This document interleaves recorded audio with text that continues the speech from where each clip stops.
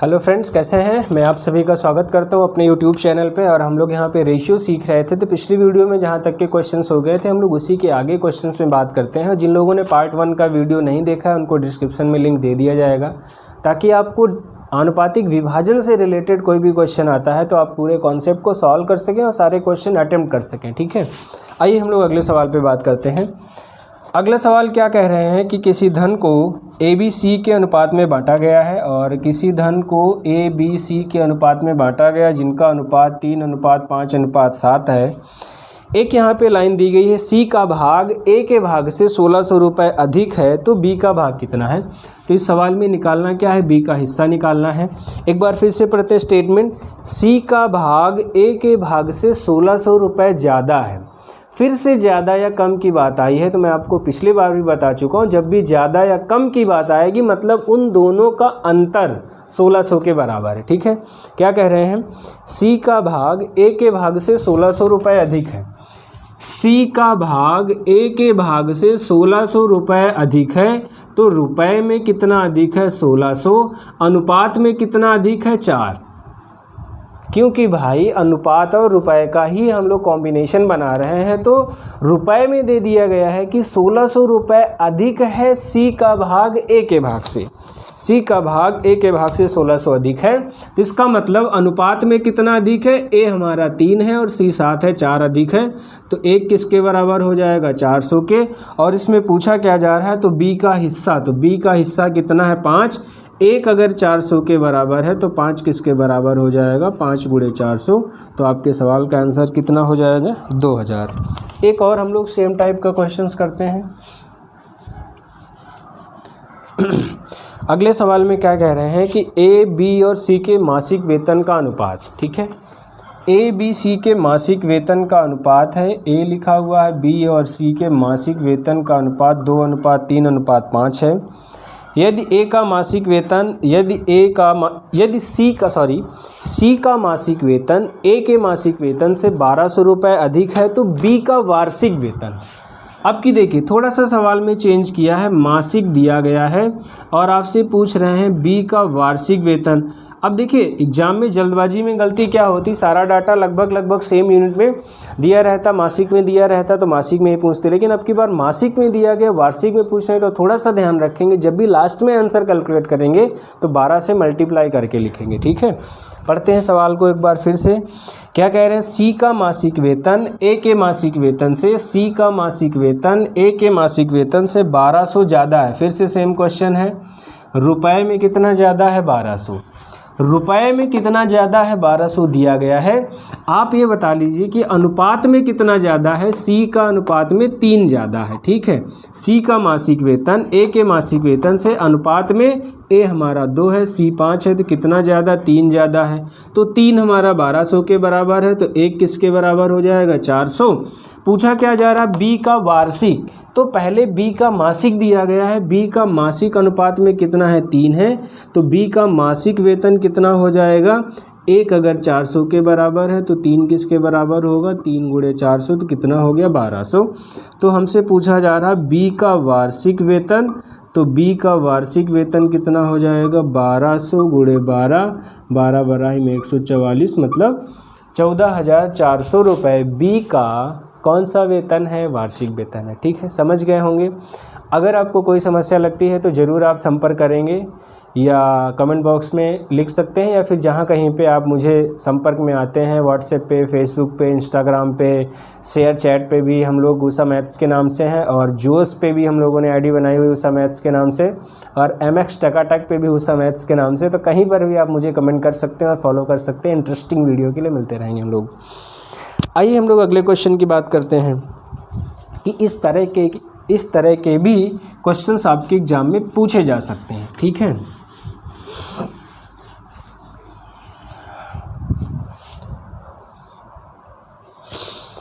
A B तथा सी में 1050 रुपये को, अब देखिए इस सवाल में भी क्या कह रहे हैं, ए बी तथा सी में 1050 को इस प्रकार विभक्त किया गया है कि ए का भाग बी तथा सी के संयुक्त भाग का 2/5 है।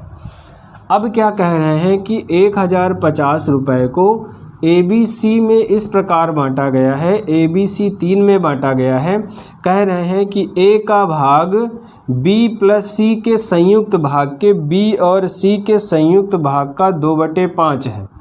तो यही कंडीशन बन जाएगी पहली।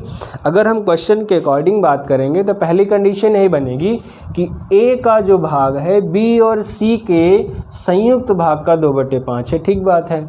अच्छा, आप ये बताइए कि 1050 को ABC में बांटना था, ठीक है, तो इसका मतलब इन तीनों का मान अगर हम इन तीनों हिस्सों को जोड़ेंगे तो किसके बराबर होगा? 1050 के बराबर होगा। ठीक है, तो आप ये पता करिए कि यहाँ से B प्लस C की जगह पे हम क्या रख सकते हैं? 1050 माइनस 1। और इस सवाल में हमें बताना क्या है कि A का हिस्सा, A को कितने रुपए मिले, तब तो इजी हो गया सवाल। अगर हमें B प्लस C का मान पता चल गया A के टर्म्स में तो यहाँ पे रख देंगे, तो इसका क्रॉस मल्टीप्लिकेशन करेंगे तो 5A और यहाँ पे B प्लस C का मान रख देंगे 1050 माइनस A और इंटू में 2 है हमारे पास, तो 5A बराबर कितना हो जाएगा? 2 से गुणा कर लेंगे 2100 माइनस 2A, ये 2 हमारा इधर आएगा तो 7A बराबर कितना हो गया? 2100 और A का मान कितना आ जाएगा? 300 रुपये। तो A को कितने रुपए मिलेंगे? 300 रुपये मिलेंगे। अगर इस तरीके के भी क्वेश्चंस आते हैं तब भी आपको परेशान होने की ज़रूरत नहीं है, बस आप रिवीजन करते रहेंगे, मैथ्स में आपको कोई समस्या नहीं आएगी। ओके, चलिए आगे बात करते हैं कुछ क्वेश्चंस की और हम लोग। देखिए, अब कुछ क्वेश्चन बंटवारे से रिलेटेड होते हैं, पिता पुत्र, पति पत्नी, पिता पुत्र सब एक लोग आते हैं। अगर इस टाइप्स के भी क्वेश्चन मिलते हैं तो हम कैसे सॉल्व करेंगे?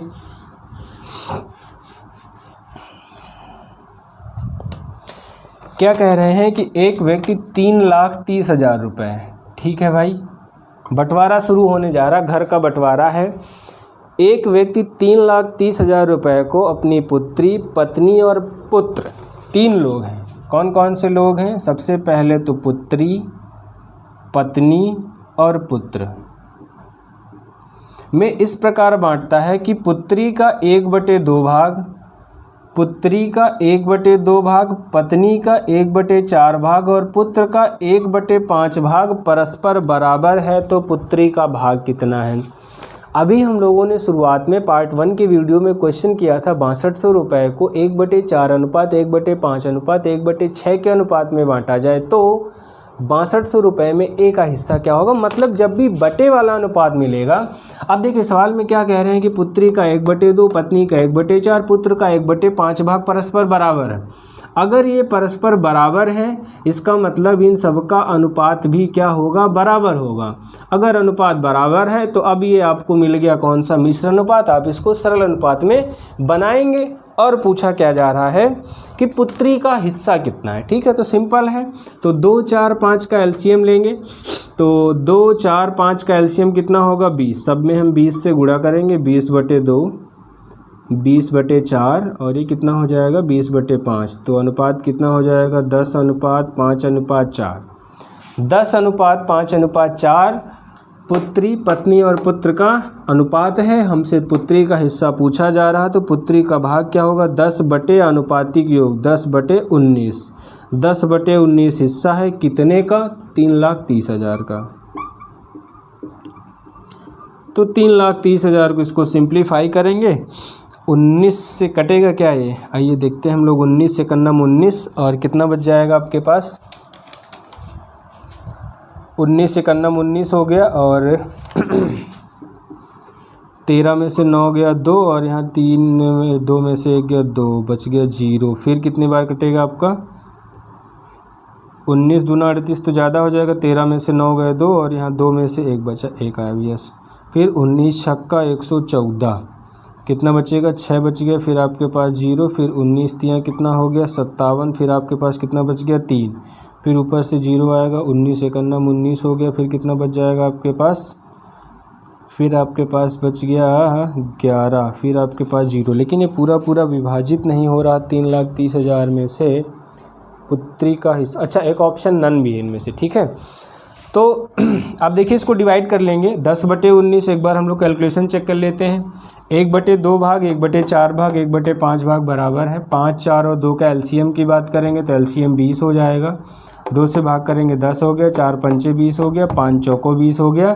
तो इन सब का अनुपाती क्यों 10 5 9 19 हो गया और ये 3,30,000 को भाग करेंगे। तो आप इस तरीके से इन क्वेश्चंस को सॉल्व कर सकते हैं। ठीक है, आइए हम लोग नेक्स्ट क्वेश्चन पे बात करते हैं। यहाँ पे कुछ है तो कैलकुलेशन या क्वेश्चन मैंने गलत नोट कर लिया क्योंकि पूरा डिवाइड नहीं हो रहा, तो उससे घबराने की ज़रूरत नहीं है। मेन आपको कॉन्सेप्ट समझना है कि हाँ इस तरह के क्वेश्चंस आते हैं तो मुझे कैसे सॉल्व करना। ठीक है, तो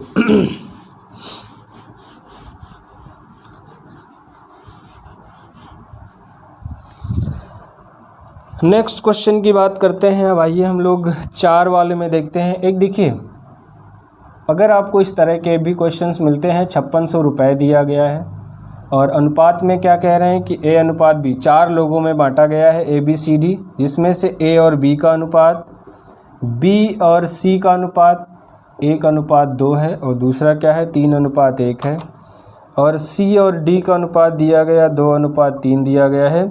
तो आपसे पूछा जा रहा है कि A प्लस B का संयुक्त हिस्सा क्या होगा। अब देखिए फिर से जैसे पे हम लोगों ने ABC को डिवाइड करना सीखा था, अब वैसे ही A B C और D को भी हम डिवाइड कर सकते हैं। ठीक है, क्यों? सबसे पहले हम क्या निकालेंगे, A और B का हमें क्या बताना, संयुक्त हिस्सा किसका बताना है, A प्लस B का। तो A प्लस B का संयुक्त हिस्सा निकालने के लिए हमें संयुक्त अनुपात चाहिए, A अनुपात B अनुपात C अनुपात D चाहिए। अब देखिए ये अनुपात निकालने का शॉर्टकट तरीका, आप एक लाइन में इस अनुपात को निकाल सकते हैं। देखिए A वाला 1 बार है तो 1 बार वाले के लिए क्या नियम है, ऊपर से शुरू करेंगे नीचे तक आएंगे, 1 3 3 दूनी 6। ठीक है, B वाला B यहाँ पर तो क्या करेंगे, B से शुरू करेंगे, यहाँ से होते हुए कहाँ तक आएंगे, C तक आएंगे। तो B वाला B यहाँ पर भी फिर यहाँ तक आ जाएंगे। तो 2 3 6 और 6 दूनी कितना हो गया 12। ठीक, अब देखिए C वाला हमारे पास C यहाँ पर है, C एक यहाँ पर है, तो ऊपर से शुरू करेंगे C पर आएंगे, फिर हम C पर आ जाएंगे। तो 2 1 2 दूनी कितना हो गया 4। अब D की बात करेंगे तो D अकेला है, ऊपर से शुरू करेंगे नीचे तक आएंगे, 2 1 2 3 6। तो अभी ये थोड़ा सा सिंप्लीफाई हो जाए क्योंकि सब 2 से कट जाएंगे। तो 3:6:2:3। तो ये आ गया हमारे पास किसका, A B C और D का अनुपात। ठीक है, अब हमें बताना क्या था, A प्लस B का हिस्सा क्या है और 5600 रुपये हैं। ठीक है, 5600 रुपये हैं, A प्लस B का हिस्सा क्या है। तो A प्लस B के हिस्से की बात करेंगे तो A प्लस B का हिस्सा कितना है, 3 और 6 मिलके 9। आनुपातिक योग कितना है, 6 3 9 3 12 2 14। ठीक है, और 9/14 दोनों का हिस्सा है A प्लस B का, कितने में से, 5600 में से। तो गुणे 5600, 14 चौको 5600 और 9 चौक 3600। इसका मतलब A प्लस B का संयुक्त हिस्सा कितना हो जाएगा, 3600। चाहे तो आपके पास 3 रेशियो के क्वेश्चंस आते हैं तब भी हम ऐसे करेंगे, A B C पता करेंगे, या फिर 4 के आते हैं तो A B C और D पता करेंगे, तब हम क्वेश्चंस को आगे सॉल्व करेंगे। बाकी सेम तरीका, सबकी अलग अलग भिन्न पता कर लेंगे, जो भी आपसे पूछा जा रहा है वो चीज़।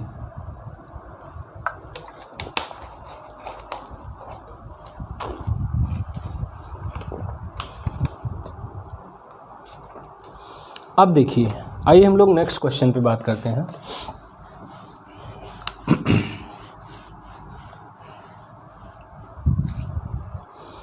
अब नेक्स्ट क्वेश्चन में क्या कह रहे हैं कि 4 लोगों का अनुपात दिया गया है, A अनुपात B अनुपात C अनुपात D, जिसमें से अनुपात क्या है, 3:4:9:10 के अनुपात में विभाजित किया जाना है। C का भाग B के भाग से 2580 रुपये ज़्यादा है, तो A और D की कुल राशि कितनी है।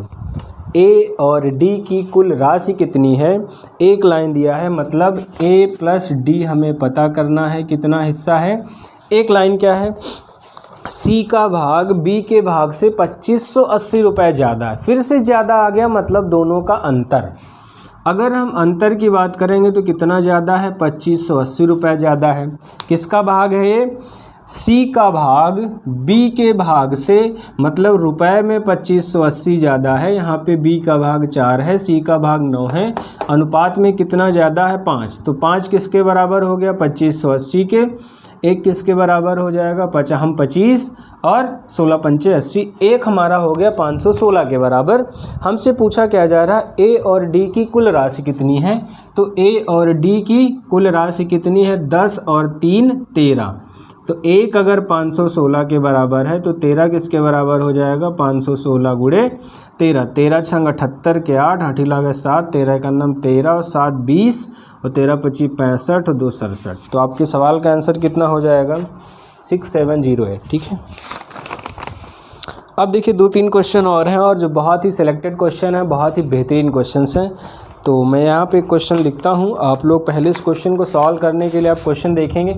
देखिए क्योंकि यहाँ पे होता क्या है कि क्वेश्चन बाद में एडिट किया जाता है, इस वजह से मेरे पास यहाँ पे बुकलेट है, तो मैं बुकलेट से आसानी से क्वेश्चंस को रीड आउट कर पा रहा हूँ। तो आप सभी लोग पहले यहाँ पे क्वेश्चंस आ जाएगा तो आप देखेंगे, उसके बाद इसके सोल्यूशन को नहीं देखना, आप इस क्वेश्चन को ट्राई करेंगे, आप ये अब अनुमान लगाएंगे और इससे ज़्यादा मुश्किल क्वेश्चन आपके एग्जाम में नहीं आएगा और आप देखेंगे क्या ये क्वेश्चन हो पा रहा है या नहीं हो पा रहा है। बहुत ही बेसिक से रिलेटेड क्वेश्चन है, बहुत ही ज़बरदस्त क्वेश्चन है। आइए हम लोग देखते हैं क्या क्वेश्चन है।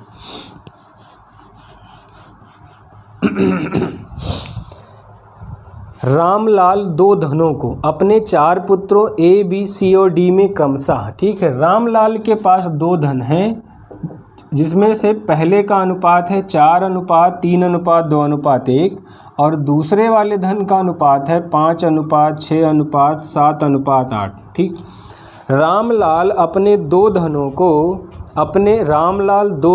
अपने 4 पुत्रों A, B, C और D, ये 2 धन हैं और अपने 4 पुत्रों में रामलाल क्या कर रहे हैं, बांट रहे हैं A, B, C और D में के अनुपात में बांटता है। दूसरा धन पहले धन से दोगुना है। एक और कंडीशन दी गई है, अगर हम इसको पहला धन माने और ये दूसरा धन माने तो एक और कंडीशन दी गई है, जो पहला धन है दूसरा धन पहले धन का दोगुना है, जो दूसरा धन है पहले धन का दोगुना है, तो हम इसको कहीं भी लिख लेते हैं, दूसरा धन जो है पहले धन का दोगुना है। तो ये कंडीशन हो गई, 2 गुणे पहला बराबर दूसरा। दिख रहा कि नहीं, हाँ दिख रहा। और तो सबसे अधिक धन प्राप्त करने वाला कौन है, कितना ज़बरदस्त क्वेश्चन है, सबसे अधिक धन प्राप्त करने वाला कौन है। अब देखिए इस सवाल को कैसे करेंगे, अगर आपने पूरा बेसिक अनुपातिक विभाजन का समझा है तो आपके लिए क्वेश्चन बेहद आसान है। अगर कहीं पर भी मन में डाउट है, मैंने शुरुआत में पार्ट 1 में वीडियो में बताया था, अगर आपको सिंगल अनुपात दिया जाए और कहा जाए कि यह अनुपात किस राशि को विभाजित कर सकता है, तो आप थोड़ा सा रिकॉल करेंगे, तब आपको मैंने बताया था कि आनुपातिक विभाजन में कम से कम आनुपातिक योग या उनका कोई एक गुणज हो जो उनको पूरा विभाजित करेगा। तो आइए हम लोग सवाल को समझते हैं, पहले आप लोग ट्राई करेंगे फिर आगे देखेंगे। आइए हम लोग सवाल को सॉल्व करते हैं। पहला धन दिया गया 4:3:2:1, कि इसका मतलब कम से कम वह धन क्या होना चाहिए जो इस अनुपात में पूरा बंट जाए, तो वह धन होगा अनुपातिक योग 4 3 7 2 9 1 10। वह धन होगा अनुपातिक योग या उसका कोई एक गुणज। ठीक है, अगर हम इसी तरह दूसरे वाले धन की बात करें, तो अगर दूसरे वाले धन की बात करेंगे तो 5:6:7:8 में बंटने के लिए कम से कम क्या होना चाहिए, 6 5 11 और 7 कितना हो जाएगा 18 और 8 कितना हो गया 26। इसका मतलब पहला धन 10 के गुणज में होना चाहिए और दूसरा धन किसके गुणज में होना चाहिए, 26 के गुणज में होगा, तो आसानी से इन दिए गए अनुपात में बंट सकता है। ठीक है, लेकिन हमें क्या पता करना है कि इनमें से सबसे ज़्यादा धन किसको मिलेगा। तो अच्छा आप ये बताइए कि अगर इन दोनों, फिर आगे क्या दिया है, इन दोनों धनों का एक रिलेशन दिया है। आगे इस सवाल में इन दोनों धनों का एक रिलेशन दिया है कि दूसरा वाला धन पहले वाले धन का दोगुना है। इसका मतलब एक ऐसी कॉमन संख्या पता करेंगे जो इन दोनों संख्याओं से पूरा कट जाए, मतलब 10 और 26 का एक ऐसा गुणज पता करेंगे जो 4:3:2:1 के भी अनुपात में बट जाए और 5 6 7:8 के भी अनुपात में बट जाए। तो 10 और 26 का लासा कितना हो जाएगा 130। मतलब वाधन क्या होगा, कम से कम 130 रुपये रहे होंगे उसके पास, तो 4, 3, 2, 1 के अनुपात में भी बढ़ जाएगा, ये 5, 6, 7, 8 के अनुपात में बढ़ जाएगा। लेकिन यहाँ पे एक कंडीशन दे दी गई है कि पहला धन दूसरे धन का दोगुना है। अगर हम पहला धन मान लेते 130 है तो दूसरा धन कितना हो जाएगा आपके पास 260। सवाल में यही लिखा हुआ है, दूसरा धन पहले धन से दोगुना है। ठीक है, तो हमें क्या करना है, ए का हिस्सा पता कर लेना इनमें से। अगर हम ए के हिस्से की बात करें, ए का हिस्सा हमारे पास कितना है 4/10, तो 4/10 गुणे कितने में से 130 में से, तो 13 चौको कितना हो गया 52। अगर हम बी के हिस्से की बात करेंगे तो 3/10 कितने में से 130 में से, तो 13 3 39।